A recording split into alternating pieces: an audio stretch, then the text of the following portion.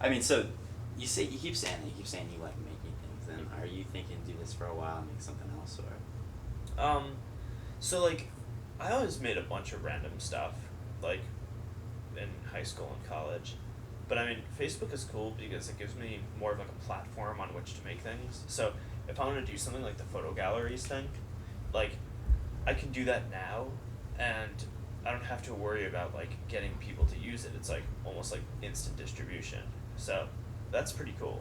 I mean, I'm definitely constrained in the type of stuff I want to do. If I wanted to make a game, I couldn't do that and tie it into Facebook.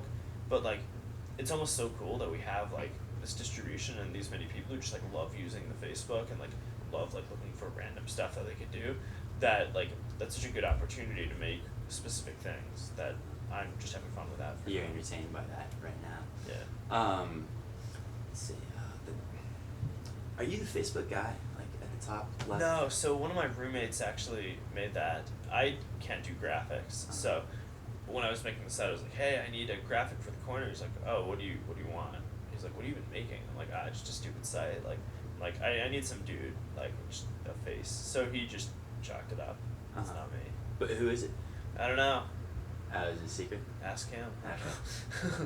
Because yeah, there's groups dedicated to like that guy now. Yeah. What's been the most interesting Facebook group that you've come across? I like the Oregon Trail one. I think that's funny. Yeah, my ox died.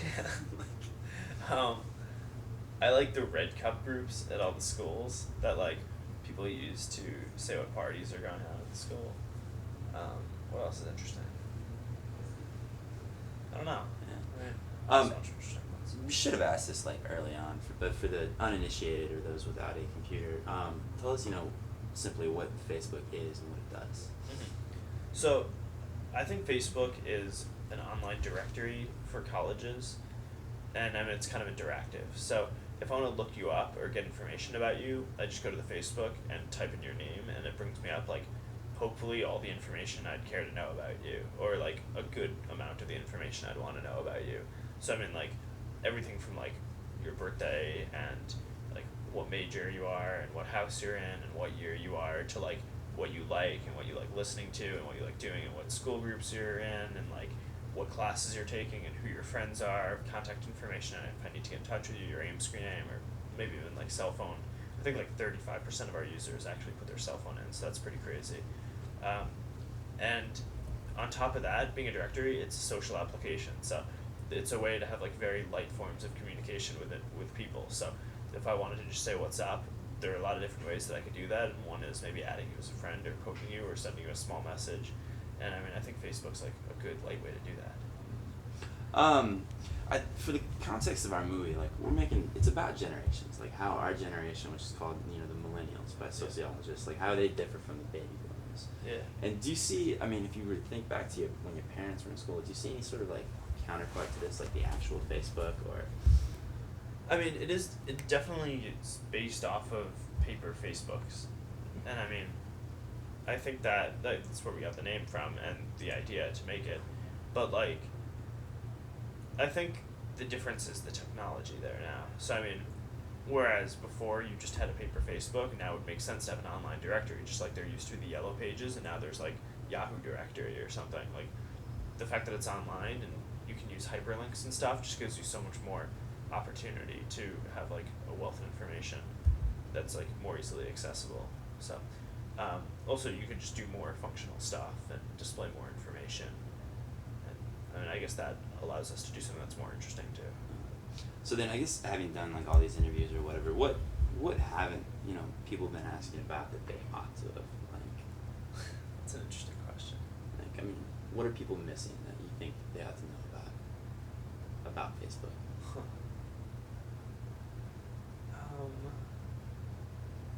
I think like people don't really ask enough about like the culture on the site and like what are the interactions that are going on between people. I mean, people ask questions like, what is a poke, or like, what is a friend request, and like, or like, what can people do on the site? Like, you can look people up and like see information about people, and like that's kind of interesting, and that's like the functionality, or like how many users do you have? But like, what's really interesting about the whole thing is that there's a culture around it, which I mean, very directly mirrors the culture of real life communities at the college.